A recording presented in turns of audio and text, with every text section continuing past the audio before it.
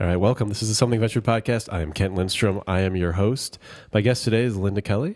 How are you doing? I'm well. How are you? Welcome. Okay, thank you. So in this podcast, and eventually this is going to be professional. I'm going to have somebody else read this. What do you mean? This is fucking professional, I know, Ken. but, Come on. but so in this podcast, I explore the reality behind the Silicon Valley headlines as I sit down with the people who are shaping the way we view the world online and beyond. Nice. It's like two sentences. I can't remember it. I do an hour of radio, but I can't do like a 2-hour memorized sentence. Say it one more time so I can remember. Oh, I'm never. No, it's good. You're shaping the way we move, shaping the way we view the world online and beyond. Okay, I like that. So I'll tell everyone a little bit about your background. You're an author of the book Deadheads, stories from fellow artists, friends, and followers of the Grateful Dead band. You're now managing editor of astrology.com, and you have worked at Lucasfilm. So a whole bunch of Bay Area stuff there. Bay Area stuff, but a lot of 7 years weirdness in New York City. Yeah. New York City. Fantastic, yeah. We've done a lot in New York City in this podcast. You got to go get the weirdness and then come back and bring it back. All right, we'll loop around to it. Right, okay. So one of the things that I do in this podcast, the theory is that people all over the world can hear this thing. And so we bring them into Silicon Valley. We bring them into San Francisco. We've explained to people how the Castro works, like what that's about, what that was like 10 or 20 years ago. So certainly the Grateful Dead is a pretty interesting part of San Francisco history. Mm-hmm. So you have a book published on the topic. Yes. The book is about to come out what? In a new edition. So I wrote it in 1995, and it fortunately or unfortunately, was the first book to come out after Jerry passed. Oh, geez. Which I didn't kill him, which was always kind of the running joke. Right. But yeah, it was obviously 2015 is the 50th anniversary of the Dead, and this book's been sitting here for the royalties have died, and it's not a money thing. I just am really looking forward to speaking to those people again. Like okay, Bobby so to be clear, as a career choice, writing books about bands is not a great way to make money. No, it never was. When I was in journalism school at SF State, Ben Fong-Torres was my teacher, who's a very good local journalist. Ben Fong-Torres, you know that name, I'm sure you do. He said, if you want to make money, don't get into this business. And I said, no, I just want to hear stories and get paid for it. I love to hear people talk. I love stories. Yeah. So what's the story? How do you get to the point where someone's paying you to write a book, whatever they're paying about the Grateful Dead? Like, where does that path start? Just getting out there and meeting people. It was completely organic. Actually, quite frankly, I was hanging out with the Hells Angels and Geraldine Brandelius as a friend. That's another long story. Yeah. But anyway, Geraldine Brandelius, who was the Mickey Hart's wife at the time. Wait, we should explain who these people are. Mickey Hart is the drummer for the Grateful Dead. Yeah. Geraldine Brandelius is his ex, but she had done a book called The Grateful Dead Family Album. Yeah, right. And she was doing a second book, and she met me and said, "You're perfect because I only take photographs, and you're a journalist," because I'd been writing for Rolling Stone and Spin at the time in New York, and I'd just come back. And so we tried to work on it together, but she was unavailable for assorted many reasons. But I was able to show up with some good stories from Timothy Leary, and the agent basically just went with it. Yeah. And it was really beautiful because I'd sort of done the groundwork just in my own organic experience in knowing Timothy Leary, and just my life had... I'd been lucky enough to meet really wonderful people, and they had good stories about the Dead, so that's kind of how it happened. So how does that path start? How do you end up at a point where you're a good enough journalist, or a journalist that is working for Rolling Stone or Spin magazine, which are the big ones, right? Like the big music magazines. Like it's like a Cameron Crowe fantasy, right? Like how does that Yeah. I mean, I was just a freelancer. I think curiosity is why I become a journalist. It's not that you have to be necessarily good at it. Like I was just wanted to hear stories. And I think I've also often been accused of being a groupie or a hanger-on or all that, but I was always genuinely interested in being around that language because I myself play music, and it's just a language I'm familiar with. So I went to SF State, knew I wanted to be a music journalist. Ben Fong-Torres happened to be my teacher. Right. And then I just moved to New York, and it was a time in 1987 where if you went there were no phones, there were no cell phones. I just went around telling people I wanted to work there, and within a week I literally met Bob Guccione Jr. just because I put the word out. Right. It was literally. And which magazine was he? Spin. He was running Spin, yes, right? Yeah. So you started at Spin, not Rolling just Stone. Just freelancing. Yeah, and sure. Rolling Stone, I cannot even show you anything. Spin, I have a couple articles I did. I Yeah. mean that I just freelanced. I actually couldn't show you a Rolling Stone. Yeah. I would focus on more on Spin. Definitely Rolling Stone took my articles. They never got published. Yeah. I'll tell you the truth. But the point being is it was just so fun to be sent out to go speak to people that I was like completely admiring and honored to be around and have that. It's a privilege. Where did the music interest come from? Sex Pistols at Winterland in 1978. I was 15 years old. Wow. Sadly, my mom was dying of cancer, and my sisters, who were both older, said, "Hey, you're really sad, and you need to get out of the house." And This will wake you up. They took me to Winterland, and of course, I was 15, so I wasn't doing any drugs or imbibing in anything. Yeah. And they really blew my mind because it was so raw. How was the show? Was he It was their last show ever. Okay. They did like 4, right? They did like 4 songs. I mean, they did like 4 shows. Like, did they do very few shows in history? Like you saw, I believe, one of them relatively. I saw their last show. I mean, I saw Sid Vicious. It just, the point being is I've done Vision Quest before. It was the feeling of they took care of the space so I could just. Yeah. They took care of everything so I could just be there and not have to be sad. Wow, you saw the Sex Pistols. And it was really life changing. And that's when I knew I wanted to be a music journalist. Yeah. But not a musician. But I played music, but no, I never. No, I love music. I play piano. Right. My mom's deal was always, "If I'll do your dishes if you practice." That was the cool thing. And my family's pretty musical. Wouldn't you say, Eric? Yes. That's very cool. That's really cool. Yeah. So I have an appreciation for music. Yeah, my first show was U2. Oh, I saw U2. What year? It was the October. They were touring on the October album. Okay. Bono looked like he was 12. I think he was 17 or 18. Okay. That was their October tour. On their October tour, they were opening for the Jay Giles band, who was on the Freeze Frame tour. They were opening. They were opening for Jay Giles. Yeah, and they were I saw. Sorry, go ahead. They were like Rolling Stones, like new band of the year or whatever the heck it was. And I was like, hey, I liked. It was them and Orchestral Maneuvers in the Dark. OMD were the two. And I was like, I don't know if OMD's coming to town, but U2's here with Jay Giles, and I like them. So we saw U2 when they were like 17. I don't mean to trump you, but I saw U2 for the Boy Tour, which means I'm older than you. So I'm not really trumping you. It means I'm older than you.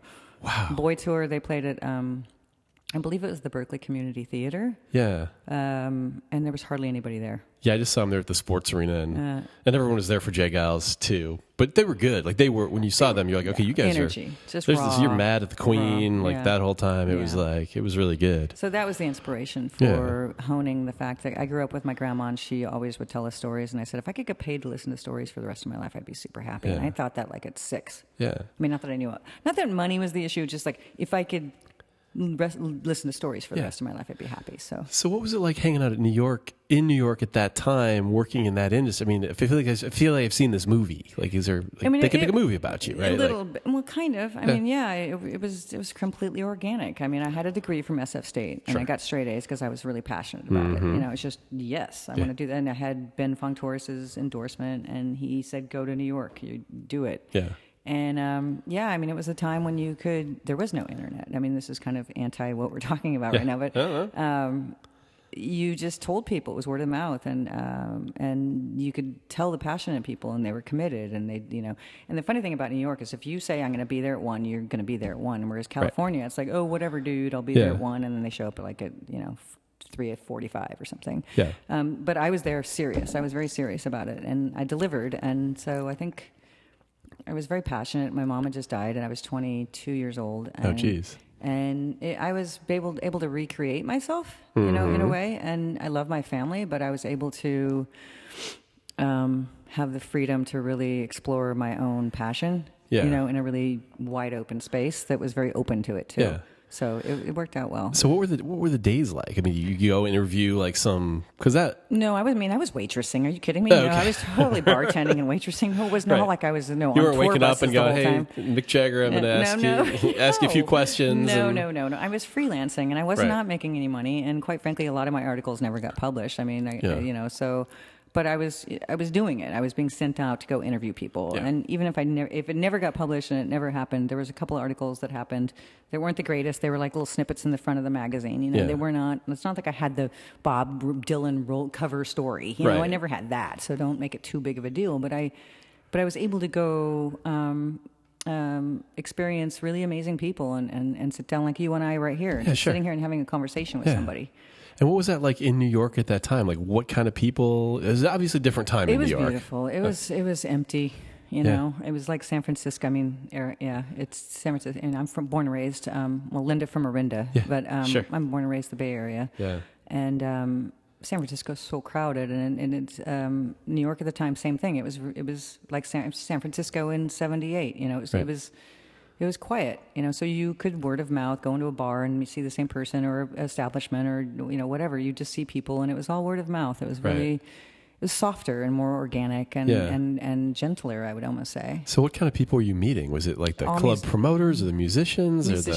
Musicians, and so the day I moved to Manhattan, I didn't know anybody, and I walked into a cafe in Soho, and I want to work here. And it turns out it was where David Byrne and Madonna and a million artists, and right. so it was where they went to get their morning coffee. And I'm sitting there as the barista, not knowing. I had no idea. And it was a beautiful, organic. Again, sorry, the word organic keeps coming up, but I was serving them coffee, so I created a relationship. Stephen Wright, my favorite comedian ever in the universe, he used to come in, but. And now, was this a Starbucks or was this a Pete's? God, stop it. That's stop it. No, it's called the Cupping Room Cafe in Soho. Really? Yeah, on Broome. That's amazing. Broome and Broadway. Yeah. And so how did the path get, like, how do you get back to San Francisco? Like, how does somebody in New York say, this is like the center of the universe, but I'm going to move to the not center of the universe, at least for music, I would think. I dabbled in, the initiating factor, which we forgot about, is Terry Southern, who wrote Dr. Strangelove. Okay. It was the number one impetus to really make me move to New York. Okay. I was working at Cafe Esprit when I was 21, and he did the whole discovery, you should be an actress. And I was like, I don't act, I'm a journalist. Yeah. But anyway, so he kind of got me into maybe being an actress, which was not my thing. But I'm like, that's a good entry. Well, that seems like a pretty big part of the story. It is. Getting discovered, Getting sort of discovered, but for the wrong reason. Yeah, sure. It's an in. I got my foot in the door, but it's the wrong door. Right. Right. Right. So anyway, so why did I bring him up? Sorry. That's how you got to New York. Yeah, so he was the main. I mean, I was already on that track, but he sort of like launched me. He put the fire under my ass to do it. Right. So I dabbled in that, but I thought it was really acting is just for me not the thing.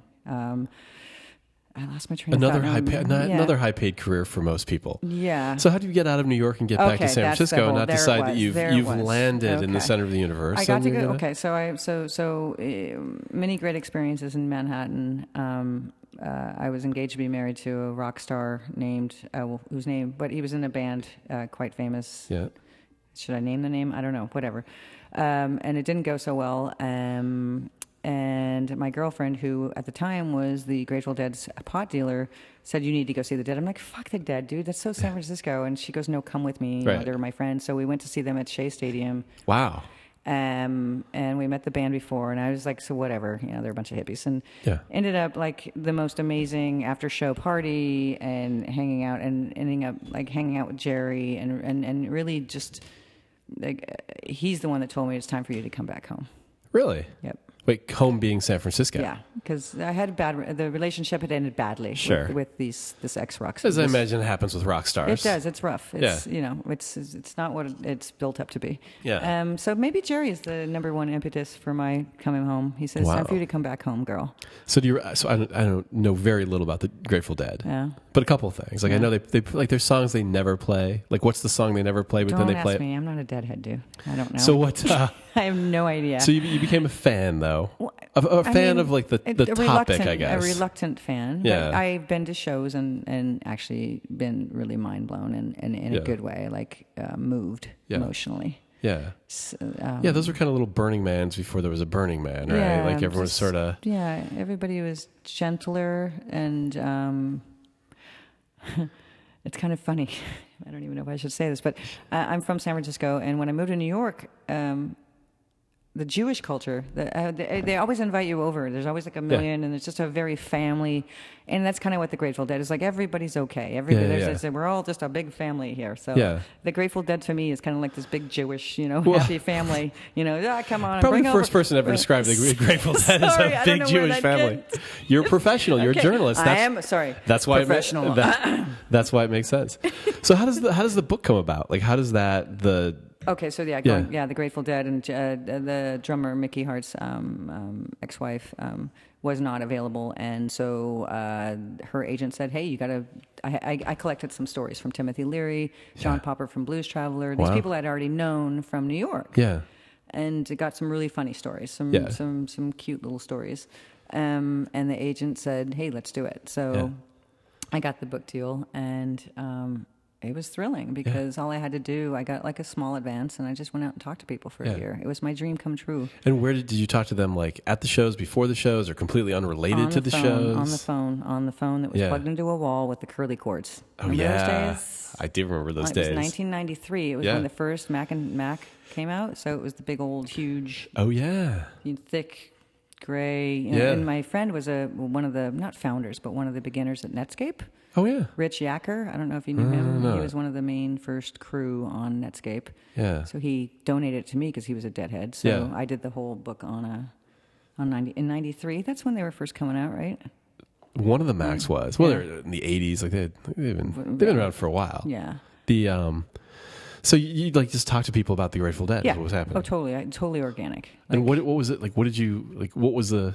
I would just obviously read the book, right? But what did you what did you learn? Like what was the thing that was like connecting everybody, or that was coming through as you talked to people? Or what's funny, because I didn't know how I was going to do it, and then I started seeing a pattern, and Timothy Leary was very into the whole pattern. Life is about seeing patterns. Yeah, I think that's from the acid. Well, no, but it's true. Well, don't blame the acid. The acid actually shows you what's real. Right. But I started seeing a pattern of, this is my first concert story, or this is my getting busted story, or there were always these. This is my getting high story, or there was these beautiful little stories that people. Like we're doing right now is organically going towards this thing, and then these little gems would come out, and quotes would come out. So it kind of wrote itself. I mean, I had to edit a few things, but this new edition that I'm doing, I'm going to pull like the super diamonds from it, and then interview a few new people and some of the other people that were already in it, like John Perry Barlow and John Popper from Blues Traveler, who's had that most hilarious story about being high and seeing the cop having a head of a bee. Yeah. So what happened when the book came out? Jerry passes away. People take to the streets in San Francisco, mourning, not protesting. Absolutely. It'd be an interesting protest. Like, he shouldn't be dead. Like, I want him back. Yeah. But mourning, and then your book comes out. It did really well. I mean, people, and the wonderful thing that I'm proud of, actually, the thing I'm most proud of in this book is that it's written in present tense. Yeah. Oh, interesting. It's not lamenting about he's dead. Sure. And everybody's just speaking about him in the vital, beautiful, alive state. So, I got a little teary-eyed on that one, but I'm really proud that I captured people's consciousness before he had passed. Yeah. That's incredible. It makes I feel lucky for that. I mean, my sense is, but maybe I think we were talking beforehand, you said maybe this isn't right, but they were relatively connected to the Bay Area. They were... Jerry was born and raised here. And they were in a house on... It was 710 Ashbury. Right, 710 Ashbury. Mm-hmm. And they were instrumental. There was a summer called the Summer of Love, where everyone came here and I think dropped acid. Right. The biggest shock when I moved to San Francisco was I realized in San Francisco it's freezing in the summer. Right. So the city of love was freaking cold. Yeah. That was my big shock. The like, Summer I think of Love, most people know Summer of Love. But the Summer of Love was actually when it got ugly and everybody... Right. I mean, I ironically live literally a block and a half from... I live on, like literally very close to there. And Haight Street, sadly has become... Because people are abusing the beauty of what it was to be able to do whatever you want. You can do whatever you want, and then... Yeah. I mean, so Haight Street is the street where it all happened. Haight and Ashbury was kind of where it was music. But then they all had to leave because it just got ugly. They all moved to Marin County. Right. Sorry, it's kind of true. Right. But, it just, people, it's that whole, like, people wanted a piece of the pie, and the pie was no longer existence. So. Yeah. And what is that connection to the Bay Area? I mean, were there there's bands like Green Day who just played here forever before they became big, but was Grateful Dead playing here, or what were they like? Yeah, Jerry was born and raised here. He was playing in a jug band down in South, in Palo Alto. Yeah. He was he wanted to be a Beat. The Jack Kerouac and that whole era. Right. He wanted to be a part of that, and met Bobby because Bobby was teaching at the same guitar store down in Palo Alto, and Bobby was all of... This is Bobby Weir, right? Yeah, Bobby Weir, sorry. All of 16. Yeah, right. Or 15 maybe. I think he was 15. Yeah, because when you see pictures of the Grateful Dead... He's a baby. They look like they were around for so long that the older pictures, they look like adults, but they look like teenagers. Well, obviously, they were at one point, but when they started, Jerry was not always like, whatever he became. So, I would say that I did... let's see, Jerry. So Jerry's from here. Bobby's from here. Phil. See, I don't know my details. See, this is how deep I get when I'm getting in trouble. I guess basically San Francisco was the most perfect petri dish for them to explore what they needed to explore musically. Yeah. Because it was wide open, and there was LSD going on down at Stanford. The whole acid tests and all that. The acid tests were at Stanford? So the acid tests, tell people what they are. The Ken Kesey was doing the acid tests, yes, is that right? Yes, and it was government that was involved. Again, I'm not on my details here, but I don't recall roughly, but Timothy Leary was a professor at Harvard, right? Who was thought acid had potential. Yes, some of the potentials included open minds to the extent that it could be a competitive military advantage. Exactly. Even was one of the yes. And so they were testing this. Yes, and Ken Kesey was one of the main guys that was going in there. Let's test this stuff. Woo! I'll test that. Yeah. Exactly. But then the music was there, and so the Dead were kind of the musical soundtrack for the mind exploration. I guess you could say. I didn't know the acid tests were happening at Stanford. Yeah, partially. It was like, yes. That's interesting. Yeah. The Steve Jobs has always said, so it's interesting, Steve Jobs listened to music and then created Apple and iTunes, and then Jeff Bezos of Amazon is a big reader, so he created that. So, Steve Jobs, big music guy, Grateful Dead, one of his favorite. I know, I can't believe that. I mean, it makes sense, but I did not know that. I think that's a great fact. Yeah. American Beauty was his favorite album. Which, it's later. Yeah. What was your... American Beauty, right? Again, you're asking me what's my favorite album. Do you have a favorite album? album? I'm not a Deadhead. I love them. I even have a favorite album. I have a favorite song. What's your favorite song? Speedway Boogie Blues. Oh, really? Please don't dominate the rap track if you got nothing good to say. Oh, that's good. They've got a whole... It's about Altamont. Oh, really? Yeah. They have a song...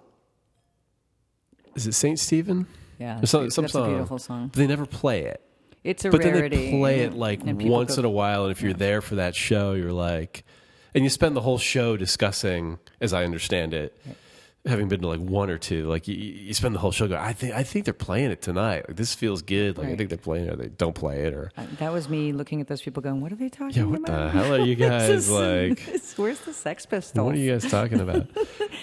There is that theory or thesis or whatever it is with Steve Jobs, is that what Silicon Valley is it's where technology and LSD came together. I like that. Right. And so Steve Jobs dropped acid and read. His other favorite thing, other than the Grateful Dead, was all kinds of books on mysticism and Hinduism and that. And the thesis is that a lot of people could have done the computer, a lot of people could have done the acid and opened up their minds, but people like Steve Jobs, maybe apocryphal, but people doing both of these things are what created products like what you see with Apple and with the Mac and that kind of thing. I believe that, I would support and endorse the fact that LSD opened up the doorways, the doors of perception for the technological world. Well, certainly with a guy like Steve Jobs, like doing what he was doing, saying, look, it's not just a gray box. And the commercials, which were like, we need to break outside of the box, or it would be kind of intellectually consistent. Well, and also John Perry Barlow, I'm sure you know who he is. He's who is he? Oh, John Perry Barlow is he's in that photo I showed you with Timothy Leary. John Perry Barlow is one of the founders of the Electronic Frontier Foundation, which is the freedom of speech. Yeah. And he and Bob Weir grew up together. I didn't know that. They didn't grow up together. They ended up in a bad boys school in Wyoming, which is where he's from. And Barlow and Leary were very good friends. I mean, it was all about acid and, Right. and technology. And Barlow is the pioneer of the combination of expanding your mind and having technology and the beauty of those two. And let's not let if they fuck up the freedom of speech on the internet, we're screwed because it's Right. the last frontier. And the electronic The Electronic Frontier Foundation. the EFF.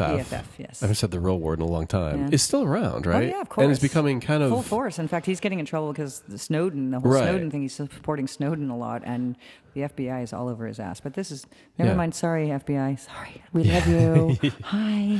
Yeah, it doesn't matter. Don't worry, they have microphones here Okay. too. So it's fine. That's right. They have microphones everywhere.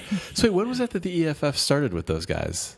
What do you mean? Like When was that happening? Did you tell me like that the EFF was started by? well, he was one of the founders. Yeah. I don't know. I mean, babe, you'd probably know. Over Yeah, there back in the day. I mean, 20 years ago. I mean, Yeah. back in the beginning. Yeah, because Barlow, It's crazy that that's become more, like even more relevant. of course, Like more and yeah. more relevant well, today. Yeah, because the police state is terrified because it's the last frontier. Yeah. It's the only place we can. I mean, the whole thing in Egypt. I mean, it wouldn't. Right. Yeah. Yeah, it's a.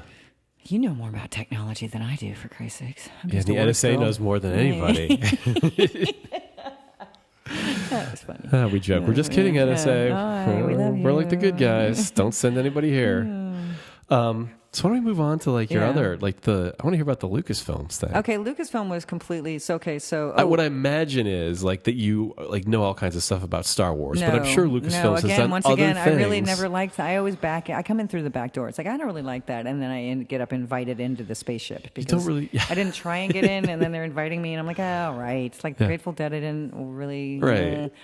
I think having, Right. which is ironic because I think having less push, Right. you have more of a chance of getting there. Of course. But I think you're the only person who doesn't like Star Wars. Well, I don't. It's not that I don't like it. I think it's a. Isn't a fan, doesn't have a big opinion I was about not like who shot obsessed with first. Star Wars. Okay, I Right. don't hate it or anything. It's not a bad thing. So, I had worked at Quokka Sports in 1999 during the whole .com. Yeah, sure. And it was a sports place, obviously Quokka Sports, that did the Whitbread races, sailing, Yeah, that's the motorcycle racing, MotoGP. These crazy going across the desert in Africa things, which Oh, I'm forgetting, yeah. walking or running, Yeah, right. crazy things. Right. And it was all in broadband, but this is 1998, 99. Sure. And so it looked great in our studio, but nobody could get it at home. Yeah. And they spent, obviously billions. I whatever it remember was. Quokka Australian. Sports and Yeah, and so I was the editor for MotoGP because my background was good. I was an editor from Spin and edited, my background. And I learned to have a love of MotoGP, and it was my first IPO, and it just went. Bah. Yeah. So 2001 happened, and then I was jobless. right. Luckily, my family lives here. I was fine. I mean, I was able to get by. I'm fine. And then Craigslist, God bless Craigslist, Yeah. came around and said something about needing a transcriptionist / editor at some unnamed company. And it turned out to be Lucasfilm, and I'm really good at transcription because I play piano, so Yeah. it's just a matter of listening to things and transcribing. Yeah. And it was the best gig in the entire universe, except for my life, which has been a good gig. Yeah. Was transcribing interviews with every single first employee for the first movie. So the sound guy, Ben Burt. Really? Interviews with all the original people that worked on the original Star Wars. And And just sitting there 8 hours a day Right. at Skywalker Ranch. And this is before Star Wars comes out, or The last three. Oh, the last three. Okay. Yeah, No, yeah, this yeah. is 1992, Okay, yeah, right, 90, right. 91, Of course. 92. Yeah. Up at Skywalker Ranch, and Yeah. lovely people, and because I'd been around musicians and New York and all of that, like, people would go, oh, "There's George." I'm like, "I don't care. Hey, George, how you doing?" You know? Yeah. And Of course. Yeah. it was. I think I made him be able to relax because who cares, dude? Right. It's just George. Well, especially when you're up wherever that ranch is. What is it, Napa or It's Sonoma? Lucas Or... Valley Road. Yeah, it's Napa. Yeah. I mean, sorry, it's Marin County. What is that? That's This is lovely Nevada. up there. Nevada. Yeah. And what are the folks like? What are the people like at Great. that? Yeah. Great. Everybody was super happy and super relaxed. It's almost like being on a commune by the end of it, actually. Right. And what do they Love do? you, George. Sorry. Do they film up there or edit up there? They or? do a lot of sound. Skywalker Sound does a lot of film. Yeah. I was there for the first three, the last three, and then they moved to the Presidio. It was a great job. It was a great thing. But that was the best gig. For 2 years, I got to transcribe these amazing stories from the original. And what were they doing? Like, why were they? How they got the sound for Chewbacca? You know, how they get the sound for Chewbacca? A bear and a what was it? A bear and a whale. And my favorite one, though. Sorry, that was not my favorite one. Chewbacca. There was, I think it was a bear and a scraping like canvas or something. It was the weirdest combination. My favorite one though is Terminator when the gold guy turns into liquid. Oh yeah. It's a can of dog food turned upside down and shaking it. That gelatinous. Yeah. That was. I was laughing out loud. But I'm getting paid to listen to these stories. Yeah, right. It was a good gig. Yeah. See, nobody wants to see hear how movies are made. It's like it's never nearly as fun.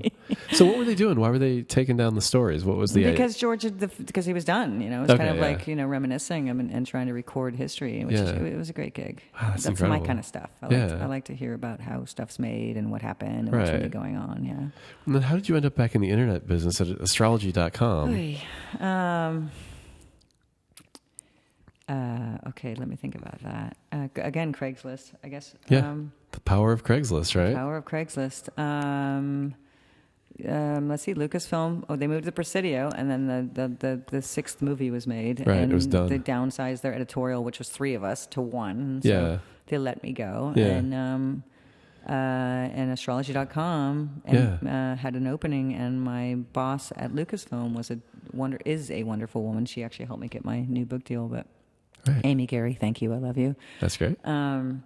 She just gave me raving reviews to my now present boss, and he hired me on the dime, and I've been editing for since 2006. And what's that business like? Like, what's the wackadoodle? I mean, it's owned by NBC and Comcast, and we're doing astrology. And, sure. You know, it used to be General Electric, which was super weird. It's always been, newspapers always had like 5 things in it, right? A sports section, a business section, and then there's astrology and comics. Comics and astrology. Those are the most populated and the most read. And the classifieds, I guess, is the other one. Yeah. But so there must be something to its popularity if it was in every newspaper in the country. People want a place to hear about themselves instead of everybody else in the news and all the bad. They want to hear what's going on for them that day. Yeah. And maybe laugh. Right. And so I like to think that the articles that I'm editing and the astrology that I'm commissioning and stuff is maybe helping people. I think it is helping people, actually. Right. There's people that want to know why their boyfriend left them, or what's going on, what's going to happen to me next year, and people want to know what's going on for them, and so it's kind of and a lot of the writers are really good. So I really do. I'm grateful, NBC. Thank you for my job. Comcast. Sure. That's weird. Thanks, Comcast. Yeah. Like when I'm giving my acceptance speech, it's like. See, that's good, because I always complain that every other podcast in Silicon Valley is boring because all people do is complain about Comcast. So you're not complaining about Comcast. That's good. I'm grateful for their money. So so that business has all moved online. You guys are the big one now, right? Like, aren't you the place that everybody goes who's interested in the topic? Yeah. And it's never depressing, right? It's always good news, or oh, you mean astrological? Yeah. No, it's always like, will he come back? It's always the most depressed face that we send out in emails is like, is your boyfriend a loser? And it's always, of course, because my relationship's great is not when you're looking for. I guess that's right. Yeah. Sadly, we go for the most sad people. Yeah. So have you stripped out astrology from the newspaper in the same way that Craigslist has stripped out the classifieds from all the newspapers? I'd like to think that we're doing a new. I'd like to think that we're making it more. Let's see, less. There's canned stuff, like sun sign astrology is very canned, right? And then there's real astrology, which is actually very deep, like what time you were born, and there's a lot of astrology is very complex. I mean, Socrates was doing it. It's been around for a long fucking time. Yeah. And and Einstein was into it. I mean, there's a lot of people that were really. And I always say that you can't believe in astrology. You can only look at it as a guidance, sure, as a reference, as everything. You can't believe in. I personally don't believe in anything. I have reference guides. Sure. I believe in music. I would say that. I would go that far. But no, I just like to think that we are helping people. That was your original question. That people come there sad or wondering or, in limbo, and hopefully we're helping them kind of get across the abyss a little bit. Yeah. So. That's really cool. It's a huge web property too, I think. It's huge. I mean, are you kidding me? People Google astrology. We get like I think 2.5 million people a day or something. Yeah, it's crazy. Yeah. Yeah, there's a genealogy company that's like that. Yeah. I forget, but whatever that is, like you think, oh, who's interested in that? It's like people want to millions understand. of people. People want to understand themselves. They want to understand who they are. It's that big. Who am I? What am I doing? Yeah. What are we doing, Kent, right now? that path kind of hangs together, doesn't it? It does. Like going from like Silicon Valley and the whole and Jerry and the dead, ending up at astrology.com, helping people out in the end. After all, that's really cool. But I'd like to think it's only part of the I want to help people through. What I hope is that I can collect a lot of cool stories before I die, so that I can impart cool stories to other people. Oh, that's great. I mean, that's kind of when people say, "What's your goal in life?" I said, "You're looking at it, right?" Yeah. This is as far as I've got so far. So, what's the process going to be now with the book? You're going to talk to some more people. I'm pulling out the cool, the most resonant ones, the most resonant kind of knock your socks off stories, and then we're definitely interviewing a few new people. Yep. And writing a new intro and getting a new design and stuff. So I'm excited about it. That's great. So when does the book come out? It'll come out. Well, let's see. I'm signing the contract. So probably I would say July of 2015, July or August. Yeah. All right, good. To celebrate the 50th anniversary of the band and the 20th anniversary of Jerry's death, which is August 1st, 1995. Yeah.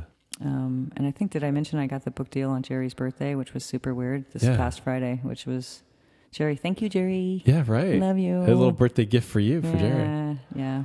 All right. Well, I think we've done this thing, right? Thank you so much. This is good. All right. It was a real honor. My guest has been Linda Kelly, the author of, you have a long title too, you're challenging me. Yeah. Deadheads, Stories from Fellow Artists, Friends, and Followers of the Grateful Dead, right? Yeah. Thank you so much. Thanks. This has been It was really awesome. Thank you. Well, thank you. This has been the Something Venture podcast. We'll see you next time.